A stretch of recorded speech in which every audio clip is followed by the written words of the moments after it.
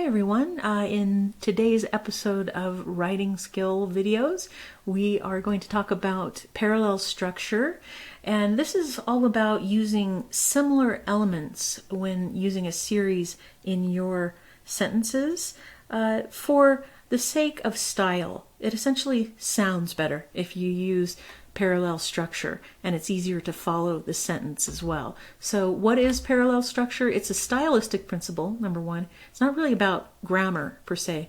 It's a way of making your writing flow better.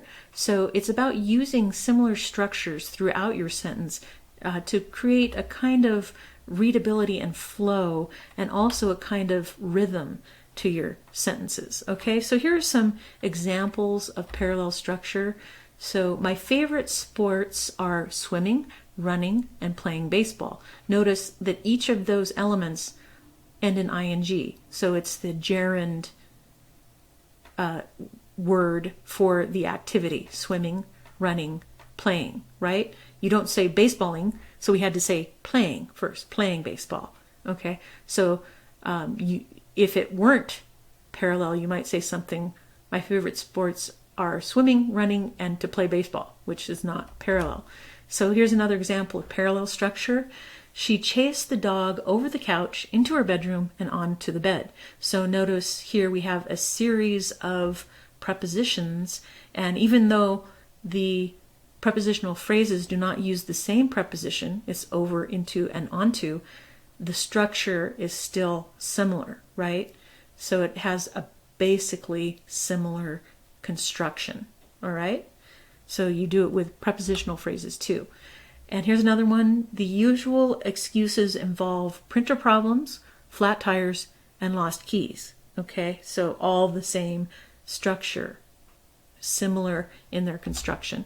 And this one: the class was interesting but challenging. So even with two elements, it's good to be parallel. So you wouldn't want to say the class was interesting but a challenge, because that changes the structure. So interesting but challenging.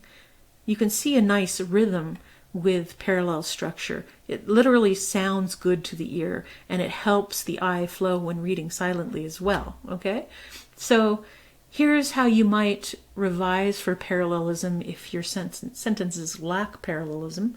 So first of all, using gerunds.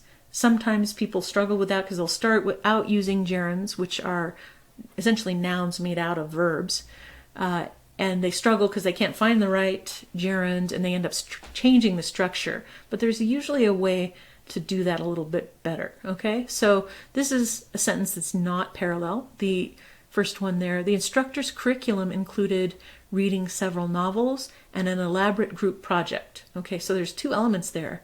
It doesn't sound terrible, but it could be better if both elements used the ing gerund form. Okay, so this is parallel. The instructor's curriculum included reading several novels and completing an elaborate group project. So you can see now they both have the ing type word in the start of both of the phrases there. Okay, another thing is with the use of prepositional phrases. You want to try and keep that parallel too. So this one is not parallel. My favorite places to study are in the library, Starbucks, and I like to curl up in my bed with books too. Okay, so they have three different things they're listing out there, but they're all in different structures, so it doesn't flow all that well. So this one works a little bit better because of the parallelism.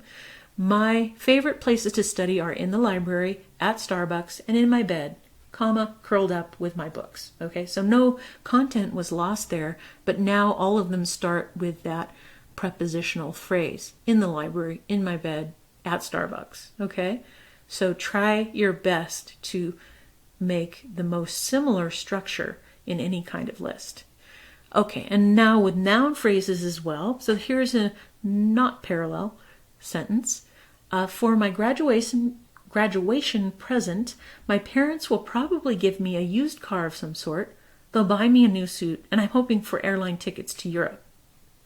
So, not grammatically wrong, but chunky because of the lack of parallelism. So here's a more parallel version. For my graduation present, my parents will probably give me a used car, a new suit, and hopefully airline tickets to Europe. So you can see the noun is now emphasized. New car, used car, new suit, airline tickets. Okay?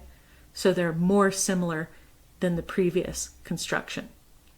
And then also with the use of adverbs and adjectives, it's the same thing. You want to keep a similar kind of form. So here's a not so parallel sentence. I want to get my tax return done quickly, correctly, and with as many deductions as possible.